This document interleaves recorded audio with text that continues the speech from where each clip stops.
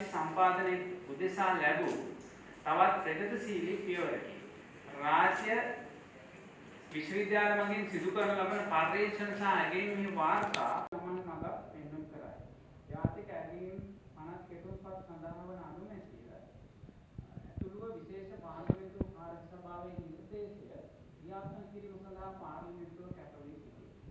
ශාස්ත්‍රීය වශයෙන් උත්පාදනය කරන ලද පර්යේෂණ දත්ත පාර්ලිමේන්තුව තුළ සමග බෙදා ගැනීම සඳහා පාර්ලිමේන්තුව සහ විද්වතුන් අතර ඇති ස්ථාපිත කිරීම සඳහා වන යෝජනාව ඉවසර සංවර්ධනය සඳහා වන 2030 න්‍යාය පත්‍රයට අනුමත කිරීමට පෙර 2014 දෙසැම්බර් මාසදී සම්මත කරන ලද එක්සත් ජාතීන්ගේ ඇගයීම් පිළිබඳ යෝජනා සම්මතය මෙය සමානුකූල වේ. ජාතික ඇගයීම් 50 කෙටුම්පත් නම් වූ එක්සත් ජාතීන්ගේ යෝජනාවට සමානුග්‍රහය දැක්වීම ගැන අපි ආඩම්බර වෙමු. එක්සත් ජාතීන්ගේ යෝජනා සම්මුතිය ගැන ඉටු කළ එදා එකම්පෝ මැතිනියට මම ප්‍රශංසා කිරීමට කැමැති වෙමි. ලතින් ඇමරිකාවේ සිට පුද්ගලික කැපවීමෙන් අපගේ සහායට පැමිණීම පිළිබඳ එදා එකම්පෝ මැතිනියට ස්තුතිවන්ත වෙමි. ඇගයීම් පිළිබඳ විශේෂ පාර්ලිමේන්තු කාර්ය සභාවක් පත් කිරීම තුළින් සනින් 2016 වසරේ තරුණ පාර්ලිමේන්තු මන්ත්‍රීවරයෙකු විසින් යෝජනා දෙකක් පාර්ලිමේන්තුවට ඉදිරිපත් කර තිබේ. ජාතික ඇගයීම් ප්‍රතිපත්තිය ගෙනීම සඳහා මෙය ඉවහල් විය. ශ්‍රී ලංකා රජය විසින් මෑතදී සම්මත කරන ලද එකිනෙක රටවල් අතර ජාතික ඇගයීම් ප්‍රතිපත්තිය අනුමත කිරීම සඳහා පාර්ලිමේන්තු මන්ත්‍රීවරයා එක්සත් විසින් ඉටු කරන ලද ආදර්ශමත් කාර්යභාරය එහි සාර්ථක නායක සජිත් ප්‍රේමදාස මහත්මයාණනි, ඒ වගේම කබීර් හෂිම් මහත්මයා, අජිත් මහත්මයාණනි, ඒ වගේම මේ ස්ථානයේ මහින්දයාපා අභිවර්ධන මහත්මයා විදේශගත වී සිටින බැවින් මේ ස්ථානයට සහභාගී වෙන අවස්ථාව ලැබුණේ. එතුමා වෙනුවෙන් එතුමාගේ නියෝජනයක් හැටියට මේ පාර්ලිමේන්තු නියෝජක කතානායකවරයා හැටියට මේ අවස්ථාව. President of International Development Evaluation Association, all the way from Peru, Latin America, and Ms. Asuka Kubato, President Representative of United Nations Development.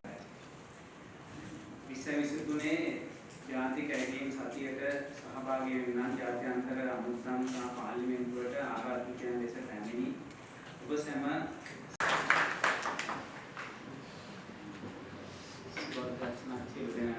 here today. We move on. I'll start with the opening remarks.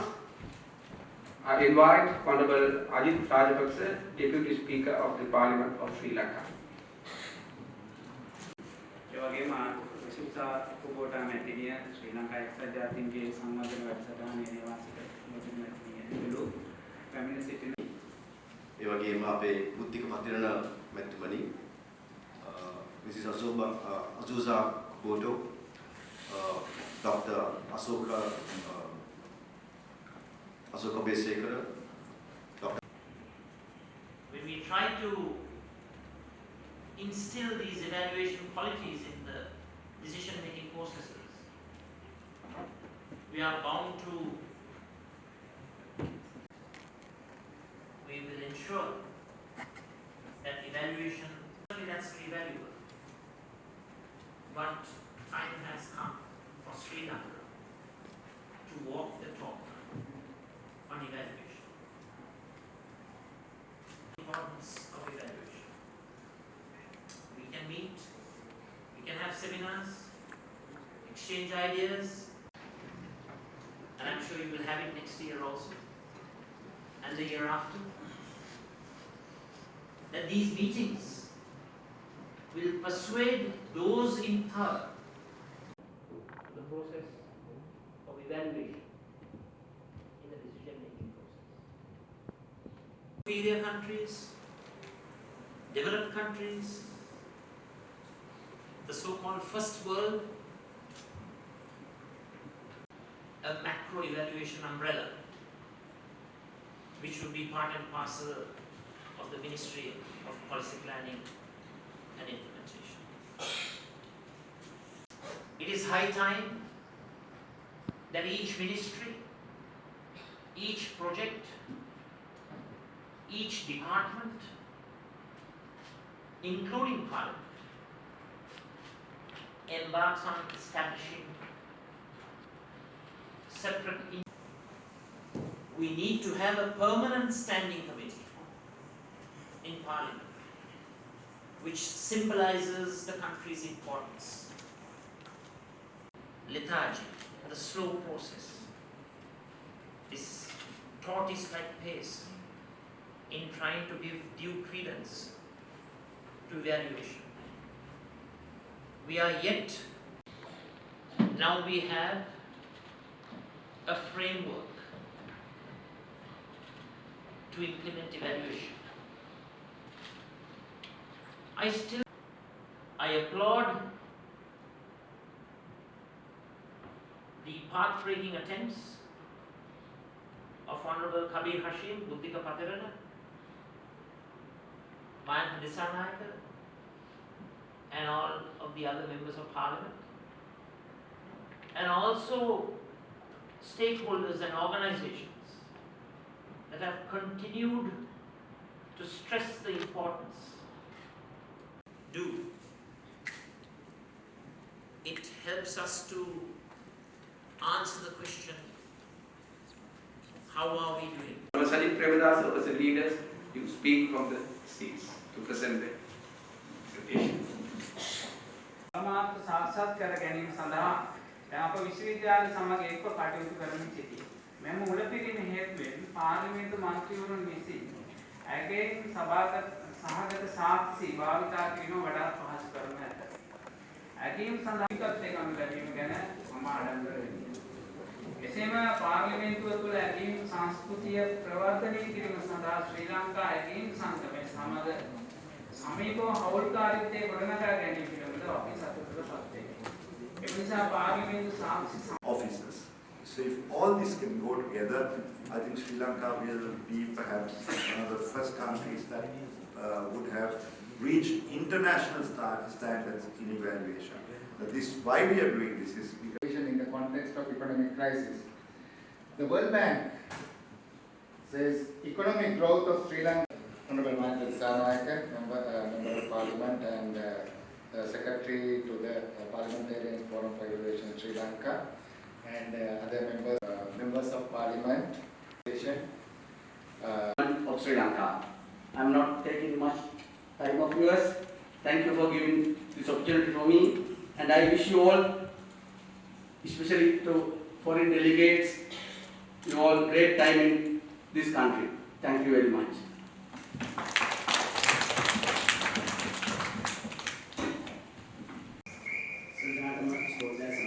Good morning to you all. Honorable Kabir Hashim, Chair of the Global Parliamentarian Forum of Evaluation, Honorable Mayanth Disanayaka, Secretary of Sri Lankan Parliamentary Evaluation Forum, Ms. Ada, Honorable Members of Parliament. As a chairman, when I was elected as chairman of the Secretarial Oversight Committee Health, one of the things I did think about effectiveness, efficiency, transparency, and accountability. This bill would also create an independent evaluation office to conduct and oversee evaluations that are required to ensure that this country develops. The evaluation bill would address this problem by establishing a national evaluation system.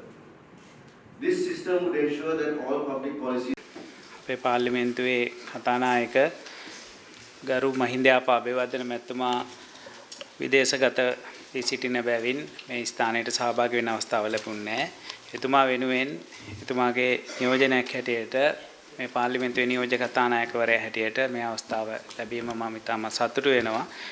මේ අවස්ථාවේ සහභාගී වී සිටින අපේ පාර්ලිමේන්තුවේ විපක්ෂ නායක සජිත් ප්‍රේමදාස මැතිතුමනි, ඒ වගේම කබීර් හෂීම් මැතිතුමා, මහින්ද දිසානායක මැතිතුමනි, ඒ වගේම මේ ස්ථානයේ මේ මූලිකව කටයුතු කරන එඩා කම්පෝ මැතිණිය ජාත්‍යන්තර සංවර්ධන ඇගීම් ආයතනයේ සභාපති තුමියනි, ඒ වගේම අසුසා කුබෝටා මැතිණිය ශ්‍රී ලංකා එක්සත් ජාතීන්ගේ සංවර්ධන වැඩසටහනේ නේවාසික නියෝජන මැතිණිය ඇතුළු පැමිණ සිටින සියලුම සම්භාවනීය අමුත්තනි ඔබ හැමෝගෙම අවසරයි. 2023 ජාතික ඇගයීම් සතියට සහභාගී වෙන්නන් ජාත්‍යන්තර අමුත්තන් සහ පාර්ලිමේන්තුවට ආරාධිතයන් ලෙස පැමිණි ඔබ සැම සාදරයෙන් පිළිගැනීමට අවස්ථාව ලැබීම මහත් ගෞරවයකි. එක්සත් ජාතීන්ගේ සංවිධානයේ විශ්වවිද්‍යාල ඇගයීම් සංගමය සහ යුවල් යූත් ජාලයන්හි නියෝජිතයන් ද සාදරයෙන් පිළිගනිමි. තරුණයන් ප්‍රජාතන්ත්‍රවාදී සහ සංවර්ධන ක්‍රියාවලියේ වැදගත් කොටස්කරුවන්නේ. ශ්‍රී ලංකා පාර්ලිමේන්තුව ඇගයීම් ආයතනගත කිරීම පිළිබඳ ජාත්‍යන්තර පිළිබඳ ජයග්‍රහණ කිහිපයක් ලබා ඇත. පාර්ලිමේන්තු ක්‍රියාවලිය හා වගවීම විනිවිදභාවය සහ හේතුපාදක වූ තොරතුරු දැන ප්‍රතිපත්ති සම්පාදනය ප්‍රවර්ධනය කිරීම සඳහා කැප වී සිටින මහලේකම්වරයාට සහ කාර්ය මණ්ඩලයට මම ස්තුතිවන්ත වෙමි. ඉවල් කොළඹෝ 2008 සන්දර්භය තුළ ශ්‍රී ලංකා පාර්ලිමේන්තුවේදී අත්සන් කරන ලද ඇගයීම් පිළිබඳ කොළඹ ප්‍රකාශය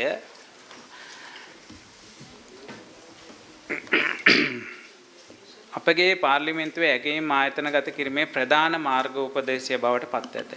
මේ ප්‍රකාශයේ මූලධර්ම තුළ ඇගයීම් ආයතනගත කිරීම අපි ආරම්භ කළෙමු. ජාතික ඇගයීම් ප්‍රතිපත්තිය 2018 වසරේදී රජය විසින් අනුමත කරන ලද අතර ජාතික ඇගයීම් ප්‍රතිපත්තිය අනුමත කිරීම සඳහා පාර්ලිමේන්තු මන්ත්‍රීවරුන් පිරිසක් විසින් ඉටු කරන ලද ආදර්ශමත් කාර්යභාරය එහි සාර්ථක සාධකයක් විය. ජාතික ඇගයීම් ප්‍රතිපත්තිය ගෙනීම සඳහා 2016 වසරේ තරුණ පාර්ලිමේන්තු මන්ත්‍රීවරයෙකු විසින් යෝජනා දෙකක් පාර්ලිමේන්තුවට ඉදිරිපත් කර තිබිණි. ජාතික ඇගයීම් ප්‍රතිපත්තිය ගෙනීම සඳහා මෙය ඉවහල් විය. ශ්‍රී ලංකා රජය විසින් මෑතදී සම්මත කරන ලද එකිනෙක රටවල් සාධක ඇගයීම් තුලින් ස්වේච්ඡා ජාතික සමාලෝචන බල ගැන්වීම. නම් වූ එක්සත් ජාතීන්ගේ යෝජනාවට සමානුග්‍රහය දැක්වීම ගැන අපි ආඩම්බර වෙමු. එක්සත් ජාතීන්ගේ යෝජනා සම්මුතිය ගෙන එම සඳහා සුවිශේෂී කාර්යභාරයක් ඉටු කළ එඩා එකම්පෝ මැතිනියට මම ප්‍රශංසා කිරීමට කැමැත්තෙමි. ලතින් ඇමරිකාවේ සිට පුද්ගලික කැපවීමෙන් අපගේ සහායට පැමිණීම පිළිබඳව එඩා එකම්පෝ මැතිනියට ස්තුතිවන්ත වෙමි. ඇගයීම් පිළිබඳ විශේෂ පාර්ලිමේන්තු කාරක සභාවක් පත් කිරීම තුළින් සනිටුහන් කරන ලබන පරිදි ශ්‍රී ලංකාව විසින් පාර්ලිමේන්තුව තුළ ඇගයීම් කාර්ය සාර්ථකව ආයතනගත කිරීම ඕනෑම පාර්ලිමේන්තුවක් සඳහා වූ අසමසම අත්දැකීමකි. මෙම විශේෂ පාර්ලිමේන්තු කාරක සභාව ස්ථාපිත කිරීම සඳහා වන යෝජනාව තිරසර සංවර්ධනය සඳහා වන 2030 න්‍යාය පත්‍රයට අනුමත කිරීමට පෙර 2014 දෙසැම්බර් මාසදී සම්මත කරන ලද එක්සත් ජාතීන්ගේ ඇගයීම් පිළිබඳ යෝජනා සම්මතයමය සමානුකූල වේ. ජාතික ඇගයීම් පනත් කෙටුම්පත සහ කෙටුම්පත් කිරීමේදී විශේෂ පාර්ලිමේන්තු කාරක සභාව මගින් අනුගමනය කරනු ලැබූ සහභාගීත්ව අන්තර්කරණයෙන් යුතු සහ සාකච්ඡාමය ක්‍රියාවලිය ප්‍රශංසනීය වන අතර ඒ තුළින් හිමිකාරීත්වය සහ පාර්ශවකරුවන්ගේ පුළුල් සහභාගීත්වය පිළිබිඹු කෙරේ. ප්‍රතිපත්ති සම්පාදනය සඳහා විශ්වාසනීය සාක්ෂි උත්පාදනය කරනු ලබන ස්වාධීන ඇගයීම් කාර්යයක ප්‍රධාන අංග ලක්ෂණ ජාතික ඇගයීම් පනත් කෙටුම්පත තුළ ඇතුළත් වේ. ඇගයීම් පිළිබඳ ස්වාධීන කොමිෂන් සභාවක් නිර්මාණය කිරීම, තුන් අවුරුදු ඇගයීම් සැලසුම් නිර්මාණය කිරීම, රාජ්‍ය ආයතන තුළ ඒ සඳහා වෙන් වූ අධීක්ෂණය සහ ඇගයීම් කාර්යභාරයක් සැකසීම, ඇගයීම් සඳහා වූ කළමනාකරණ ප්‍රතිචාර සම්පාදනය. පාර්ලිමේන්තු මන්ත්‍රීවරුන් සඳහා වුණු සංක්ෂිප්ත ඇගයීම් පිළිබඳ සැපයීම් පිළිබඳ පාර්ලිමේන්තු පර්යේෂණාංශයේ ශක්්‍යතා වර්ධනයේදී විශේෂ පාර්ලිමේන්තු කාරක සභාවේ නායකත්වය සාක්ෂි සඳහා ප්‍රතිපත්ති සම්පාදනය වැඩි දියුණු කිරීම සඳහා අතිශය වැදගත් වේ. ඇගයීම් ආයතනගත කිරීම සම්බන්ධයෙන් අත්දැකීම් පවතින්නේ ලෝපුරා පාර්ලිමේන්තු කිහිපයකට පමණක් වන අතර දැන් අපගේ පාර්ලිමේන්තුවද ඒ අතරට එක් වී ඇත. විශේෂ පාර්ලිමේන්තු කාරක සභාවේ ප්‍රධාන නිර්දේශ ත්‍රිත්වය ජාතික ඇගයීම් පනත් කෙටුම්පත අනුමත කිරීම, ඇගයීම් පිළිබඳ ස්ථාවර කාරක සභාව ස්ථාපිත කිරීම, පාර්ලිමේන්තු පර්යේෂණාංශය පාර්ලිමේන්තු පර්යේෂණ සහ ඇගයීම් අංශය වශයෙන් වැඩි දියුණු කිරීම තුලින් පාර්ලිමේන්තුව ඇතුළත පිළිබඳ ප්‍රබල ආයතනික පද්ධතියක් සඳහා පැහැදිලි ඉදිරි ගමන් මගක් පෙන්눔 කරයි. ජාතික ඇගීම් පනත් කෙටුම්පත් සඳහා වන අනුමැතිය ඇතුළුව විශේෂ පාර්ලිමේන්තු කාරක සභාවේ නිර්දේශය ක්‍රියාත්මක කිරීම සඳහා පාර්ලිමේන්තුව කැප වී සිටී. ශාස්ත්‍රීය වශයෙන් උත්පාදනය කරන ලද පර්යේෂණ දත්ත පාර්ලිමේන්තුව තුළ සමග බෙදා ගැනීම සඳහා පාර්ලිමේන්තුව සහ විද්වතුන් අතර ඇති සහයෝගීතාවය සාක්ෂි පාදක ප්‍රතිපත්ති සම්පාදනය උදෙසා ලැබූ තවත් ප්‍රගතිශීලී පියවරකි. රාජ්‍ය විශ්වවිද්‍යාල මගින් සිදු කරන ලබන පර්යේෂණ සහ ඇගයීම්හි වාර්තා පාර්ලිමේන්තු විශ්වවිද්‍යාල ප්‍රතිපාදන කොමිෂන් සභාව සමග අවබෝධතා ගිවිසුමක් මගින් 2020 පෙබරවාරි මාසයේදී අත්සන් කරන ලද මෙම මුලපිරීමේ පරමාර්ථ සාක්ෂාත් කර ගැනීම සඳහා දැන් අප විශ්වවිද්‍යාල සමග එක්ව කටයුතු කරමින් සිටී. මෙම මුලපිරීම හේතුවෙන් පාර්ලිමේන්තු මන්ත්‍රීවරුන් විසින් ඇගයීම් සහගත සාක්ෂි භාවිතා කිරීම වඩාත් පහසු කරනු ඇත. ඇගයීම් සඳහා වන ගෝලීය පාර්ලිමේන්තු මන්ත්‍රී ව්‍යාපාරය තුළ ස්වකීය නායකත්වය වෙනුවෙන් සහ ජාතික සංවර්ධනය සඳහා ඇගයීම් භාවිතා කිරීමට ලෝපුරා පාර්ලිමේන්තු මන්ත්‍රීවරුන් මෙහෙවීම සඳහා මූලික වීම වෙනුවෙන් ගරු කබීර් හෂීම් මැතිතුමාට මම සුබ පතමි. එසේම ශ්‍රී ලංකාව විසින් මෙම ව්‍යාපාරය ආරම්භ කිරීමේ මූලිකත්වය ගනු ලැබීම ගැන මම ආඩම්බර වෙමි. එසේම පාර්ලිමේන්තුව තුළ ඇගීම් සංස්කෘතිය ප්‍රවර්ධනය කිරීම සඳහා ශ්‍රී ලංකා ඇගීම් සංගමය සමග සමීපව හවුල්කාරීත්වය ගොඩනගා ගැනීම පිළිබඳව අපි සතුටට පත් වෙමි.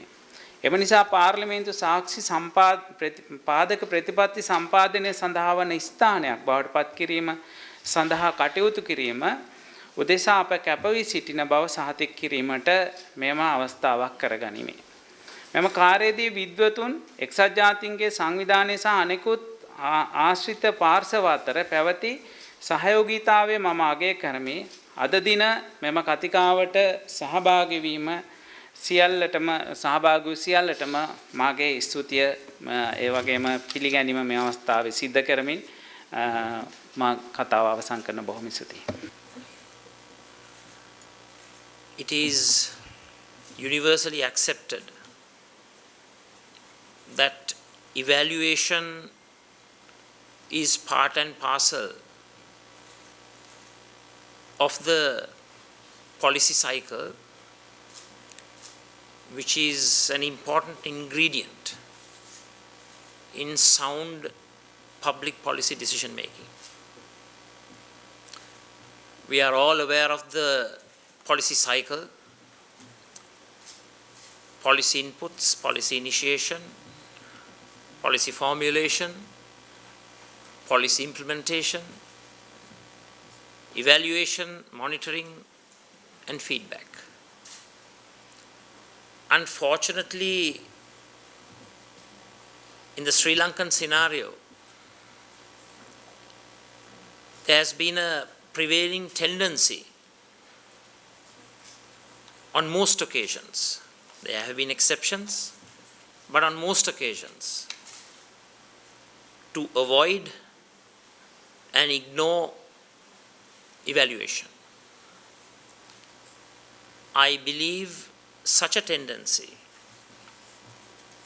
to discard evaluation is a total violation of the sound functioning of the public policy decision making process, the policy cycle. We have heard ministries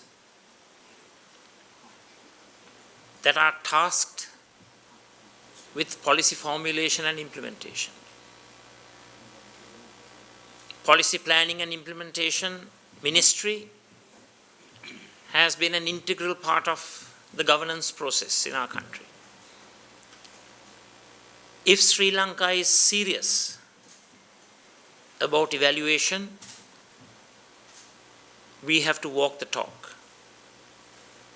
It is high time that we named evaluation as a component part of the main ministry, policy planning and implementation. So, in an administration which is headed by the opposition in the future, we shall ensure that we will have a policy planning, implementation and evaluation ministry, and we will have a holistic and integrated approach in ensuring that the policy cycle is adhered to in the decision-making processes of our country. The attributes and advantages of evaluation are very apparent. It promotes quality decision-making. It promotes evidence-based policy making. It adds quality, efficacy, efficiency to the ultimate policy resultant. In addition, it promotes responsibility, accountability, and transparency. All qualities which are much needed in Sri Lanka's attempt to extricate itself out of this situation of economic bankruptcy and social chaos. What does evaluation do? It helps us to answer the question, how are we doing? Where are we now? What have we achieved? Evaluation enables us to match the policy resultants with the original policy goals and objectives. There have been attempts to give prominence to evaluation in the Sri Lankan system of government and administration, but I personally believe those attempts have been extremely slow and feeble. I applaud the path-breaking attempts of Honorable Kabir Hashim, Buddhika Pathirana, Mayantha Disanayaka, and all of the other members of parliament, and also stakeholders and organizations that have continued to stress the importance of evaluation in the policy decision-making process. Now we have a framework to implement evaluation. I still persist in my argument that we have to move away from this lethargy and the slow process, this tortoise-like pace in trying to give due credence to evaluation. We are yet to enact a national bill, although it seems to be on the legislative pipeline. We need to have a permanent standing committee in Parliament which symbolizes the country's importance that it attaches to the concept of evaluation. It is high time that each ministry, each project, each department, including Parliament, embarks on establishing separate individual evaluation units which can come under a macro evaluation umbrella, which would be part and parcel of the Ministry of Policy Planning and Implementation. If we examine the countries that are called the so-called superior countries, developed countries, the so-called first world, we can observe the fact that those countries have given the utmost prioritization to the process of evaluation in the decision-making process. So I hope the series of gatherings that you all have had, and I'm sure you will have it next year also, and the year after, that these meetings will persuade those in power to take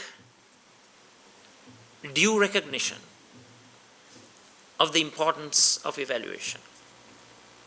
We can meet, we can have seminars, exchange ideas, learn from each other. Certainly that's very valuable. But time has come for Sri Lanka to walk the talk on evaluation. I hereby declare that in a future government, we will ensure that evaluation has the highest position in the decision-making process and in the issues and policies that will decide the national agenda. Of course, evaluation has now become an exception rather than the norm. When we try to instill these evaluation qualities in the decision-making processes, we are bound to face obstacles. Those who have been working within the parochial, old-fashioned framework will resist and provide obstacles and challenges. They'll find reasons why not to implement evaluation. Maybe because it entails more work, hard work, and maybe because it will stifle corruption. It will stifle mismanagement, maladministration, bribery, and all the nefarious activities that have become a humongous drain on the scarce resources of our country. Let's get together, irrespective of party politics, to ensure that evaluation becomes the country norm rather than the exception. I salute all of you who are engaged in this valuable process.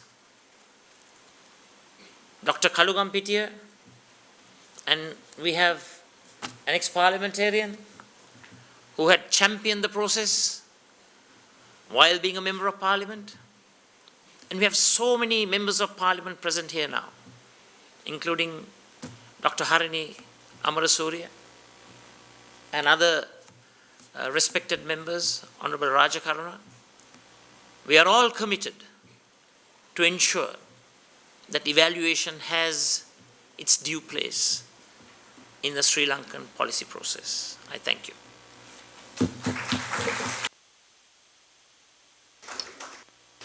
Thank you very much, Honorable Opposition Leader, Honorable Sajith Premadasa, for valuable comments on evaluation. Moving on, our next speaker on opening remarks, Honorable Mayantha Disanayaka, Member of Parliament of Sri Lanka, and also the Secretary of Sri Lankan Parliamentarian Forum for Evaluation.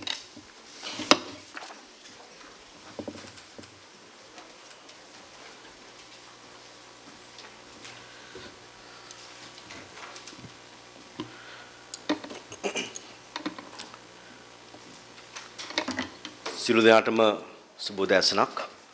වණක්කම්, good morning, assalamu alaikum.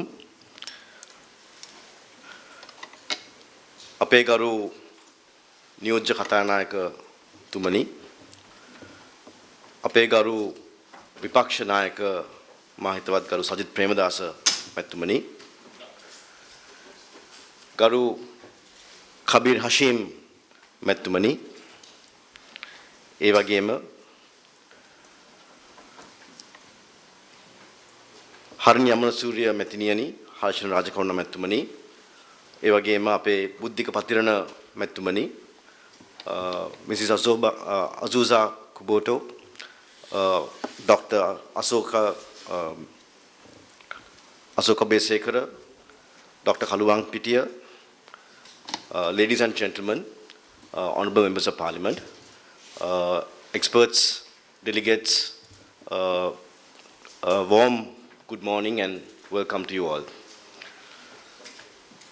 Today is actually the final day. Yesterday we had the session's closing.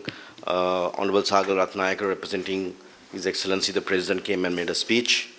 But today we are meeting all of you all in Parliament to really sum up the last 4 days of evaluation. We call this the evaluation week. So really I'm here today to speak about the importance of the evaluation bill. This bill, which I have had the privilege of drafting and promoting, is essential for improving the effectiveness and accountability of government spending. Actually, in 2018, Honorable Kabir Hashim and Honorable Anand Kumar Sri, who was Deputy Speaker at the time, drafted me into this process. Basically told me, Manli, there's a committee that we are forming. We want to promote monitoring and evaluation. It will be a good idea for a young MP like you to be part and parcel of that process. So I had no idea of what monitoring and evaluation is about. So we met in Parliament in one of the committee rooms. Then subsequently we formed ourselves into a committee. We informed the Honorable Speaker Karu Jayasuriya, who encouraged us to do this. And at that time, we also briefed the Honorable Prime Minister, Ranil Wickremesinghe, that we want to start this monitoring and evaluation process in Sri Lanka. It was really Honorable Kabir Hashim and Anand Kumar Sri who drafted some of the young MPs, including Honorable Buddhika Patirana, into this movement. So here we are today. As you know, the government of Sri Lanka spends a significant amount of money on a wide range of programs and services. However, there is currently no systematic way to evaluate the effectiveness of these programs and services. This means that we do not know whether or not they are achieving their intended objectives. Really, if we had monitoring and evaluation, at least from 2018, I think some of the mistakes that this country has made could have been avoided. Ladies and gentlemen, you know that this country is one of the most beautiful countries in the world. මේ වගේ රටක් වෙන ලෝකෙ කොහෙවත් නැහැ. ඇත්තෙන්ම අපි අපේ පරිසර දිහා බැලුවාම, අපේ මිනිස්සු දිහා බැලුවාම, අපේ කඳුරට දිහා බැලුවාම, අපේ වෙරළතීල දිහා බැලුවාම, we have everything in this country. I mean, we have summer season, and if the summer season gets too hot, you can go to the hill country. ඇත්තෙම ලෝකයේ මේ වගේ රටක් කොහෙවත් මම දැකලා නැහැ. හැබැයි මේ රට දියුණු වෙන්න අපි අනාගතයේ ඉතිහාසය දිහා බලනකොට when you look at the past of this country, we have made so many mistakes and there are so many missed opportunities. We have laws in these countries, the right laws. We have regulations. But unfortunately, we do not have the systems that are required to ensure that this country develops. The evaluation bill would address this problem by establishing a national evaluation system. This system would ensure that all public policies and programs are regularly evaluated for their effectiveness, efficiency, transparency, and accountability. This bill would also create an independent evaluation office to conduct and oversee evaluations. This office would be responsible for setting standards for evaluation. The national policy, the project monitoring department. So what the question is, are we going to introduce a new institution overlapping rest of the institutions, or are we going to create one single department or institution merging all other relevant subject institutions and have a single approach towards national policy framework and monitoring? Why I use the term policy framework is I believe that in a democratic country, people get elected for policy. Each and every political party, we have our different policies. But we talk the same thing in different languages. But I believe we should create a framework so all political parties can prioritize their policies based on their political establishment or the result of the elections or the purpose they've been elected, but on in a agreed policy framework by the country. So in that way, each political party can prioritize what they want to do when they come into power, come into office, whether their priority is on education reforms or infrastructure, or are they going to invest their money on education or highways, roads, and it all depend on individual political party policies.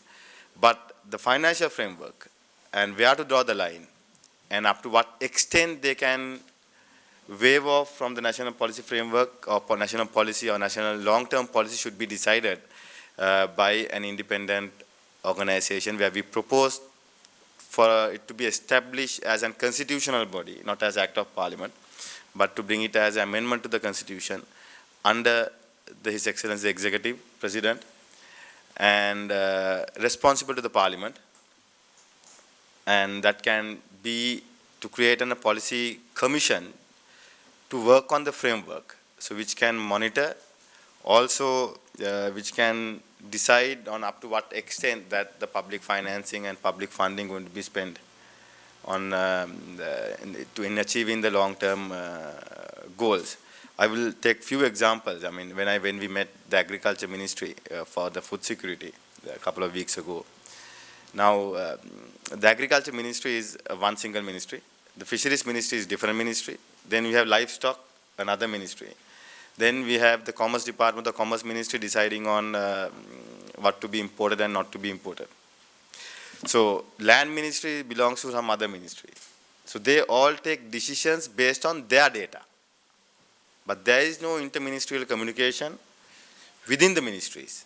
So we believe, which I believe, where the National Policy Commission should intervene and give the framework to all these ministries up to what extent and which areas they can decide it, or they can use for their ministerial work.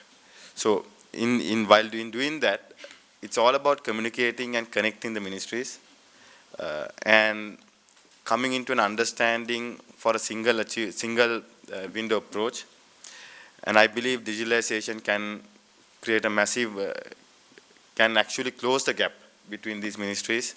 And UID, Unique Digital ID Card, will be a pathway, a good approach to get all citizen services interlinked.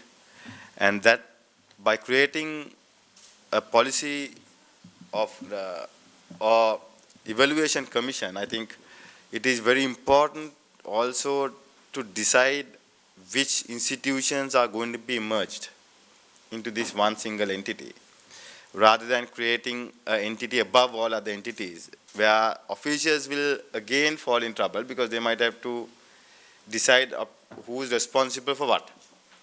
So I think moving forward, yes, we must establish a National Policy Commission, Evaluation Commission, and while doing that, I think we need to look at a total restructuring of the government institutions as well. Thank you.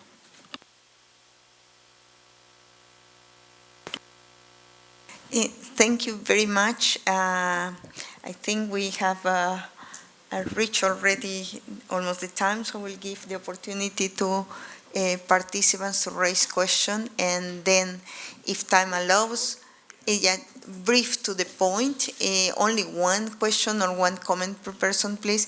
Then, if time allows, we'll give the opportunity to the MPs for a very final round. Yeah. Over there, there is a...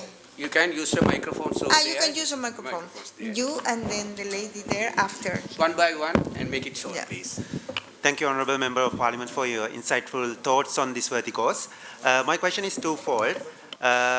As a citizen, I understand sometimes institutions and structures could be isolated if there's no adequate public support or public demand.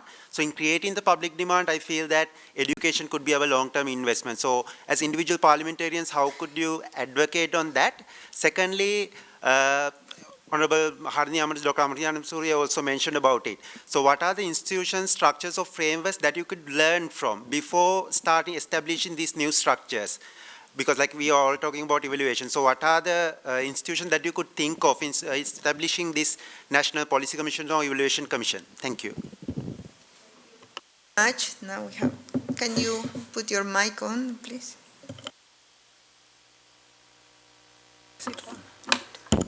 Okay.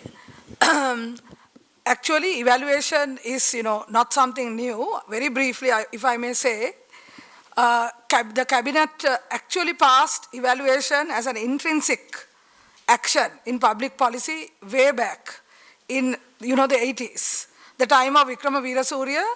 And this was very clearly expressed at an international conference in 2009 by the late Mr. Sivajana Soti, an exponent of evaluation. So the need for evaluation is not arguable. It's there. Now, I think the two related topics that we need to talk about in bringing the whole platform together is audit and performance evaluation as well. How does it fit into results of programs? Here we are talking more about program evaluation. So my question is, we are all responsible.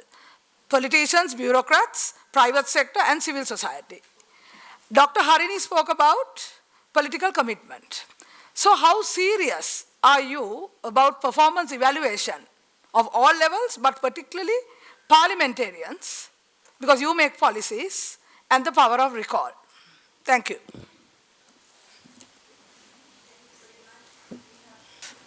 There, one person, and after that we'll go for the... I have one simple question for all the member of parliaments. We all know where we are, and we have a way forward with making policies and everything as well. In the meantime, can't the parliament's members get together, because as the custodians of public finance, can't we have a baseline for all these mega projects, say projects over 200 million or 500 million, because we are doing all these post-mortem sort of evaluations, analysis, audits after everything got done. So can't the parliamentarians form a committee with all parties and evaluate whatever the mega project proposal comes in as the Public Finance Committee and do a simple evaluation whether it's going to be worthwhile or not? Thank you. Thanks very much. I think we have a range of comments, and one was related to learning from previous frameworks, taking the education sector as central, and the other two were related about performance evaluation at all levels, and not only program evaluation. And the last intervention is about evaluating not only the completion or one's evaluation, ex-ante evaluation, basically. So who would like to intervene in which part? Would you like to start with Kabir? Sports. Thank you. I would like to respond to the three questions itself. So the first question was about who would handle the evaluation. You know, you spoke about the sports ministry and various units, and how would this evaluation be set out, right? So what we are proposing in a national evaluation bill is that the first thing is evaluation has to be independent. It can't be conducted by us, parliamentarians, because it will be biased, political, right? Or even officials who are linked to the system. So we've proposed, like in Philippines and in many other countries, to have an independent commission. And that commission will have the power to determine what are the basis, what are the standards on which we decide on making evaluations. Like the gentleman at the back spoke about many projects which have failed, which we have not looked at or not evaluated before we implemented. So I would like to refer to a cabinet paper which I mentioned yesterday. From 2011 up to the present, there has been something like 260 major public sector projects implemented in our country, of which only 12% have been near successful or completed. 78% are failed. And bulk of that money is borrowed money, something like 5.8 trillion rupees, right? So 78% fail. Just imagine why we are bankrupt. Very clear. So that is why we are talking about having a system where once you set up that independent commission, you have the bill, it becomes mandatory. No public project can be brought for implementation unless it is evaluated and studied. So that is why if you don't link parliament, then the decision makers don't know anything about it, because then we'll make decisions without knowing it. That's why we are saying build the capacity of parliament. Parliamentarians must be engaged. This can't be one where only the officials handle. Because up to now, Madam, you said that Dr. Wickramaveera Surya's time there has been a system. Yes, but the system was owned by the officials and it was the domain of the president. The parliamentarians were not engaged. You can't have evaluation being the domain of the president and the public sector only. Because we are the decision makers, and then you point fingers at us and say that we are not doing our job. Right? First we want to be armed with the tools. We want to strengthen the capacity of parliament to be able to engage and understand. That's what we are demanding. Then parliamentarians can be held accountable. You can ask them, well, you have everything. Now you could have, you should have made the right decisions. So Dr. Harini asked a question about implementation, right? I would ask all of you all to do one thing for me, please, including us at the head table. Can you just point your finger towards you like this? Everyone, just do that now. All of you all, please, just hold that hand in front of you all, including all of us, right? Now you see, you point this finger and I'm asking you, who's responsible for non-implementation? Is it only us here at the head table? It's all of you all also. People who represent the public sector, government officials, all of you all. So don't look at us and say as policymakers, I'll give you a chance, right? To say that it's only us that as parliamentarians, as policymakers, we didn't do our job. We only make the policy and we give you the policy to be implemented. We are all in it together. Now we have no time to play around. We need to get this right. And we are willing to be under the gun. You asked the question whether we are willing to be evaluated, and about performance evaluation. We are demanding that we must go for performance-based budgeting, that this country cannot just pass the budget. You're quite right. We are agreeing that it should move to, Malaysia does performance-based budgeting, and then the budgets that are allocated to ministries are based on their performance. If they have, last year if they were allocated 100 billion, then you look at how much they've utilized, for what, whether it was successful, and then monies are allocated accordingly. Because 90% of our ministries don't even use the funds, right? So you're right, and we are willing to be evaluated as well. If our services are not right, you can kick us out also. So we are willing to take that rap. I hope I've answered all the questions. Thank you. And let me add what Honorable Kabir Hashim explained about the budgeting, and I'm sure most of the officials who have been part of budgeting in ministries will agree with me that the most of the institutions, they do their budget by adding 10% to the previous year's budget. I mean, that's how you budget any ministry. I mean, I have experience in my ministry when I run the sports ministry. And only 6% of that budget is allocated for human resource development. Only 6%. Rest is either for infrastructure or recurrent expenditure. So you cannot have 1.7 million government service and you only have 6% budgeting out of the entire budget of a ministry. That is only allocated for human capital development, and especially if the ministry that I had to run, which was youth and sports, which is all about human capital development. Nothing to do with infrastructure development. But yet, I only get 6% out of 8 billion budget to invest on youth and sportsmen. So which I proposed at that time to create it 20% mandatory in first year, and in end of 5 years to make it 55% of the entire youth and sports budget to be allocated for human capital development. So budgeting, yes, but again, as honorable member stated, I mean, how are we going to budget it? How are we going to see what our priorities are? And at the same time also about the accountability and the responsibility of individual officials and politicians. You know, that's where we proposed a National Policy Commission, which will include most of the government departments that is there for evaluation and approvals. National planning, fiscal planning, budget planning. So I personally believe we don't need 25 institutions to doing the same thing.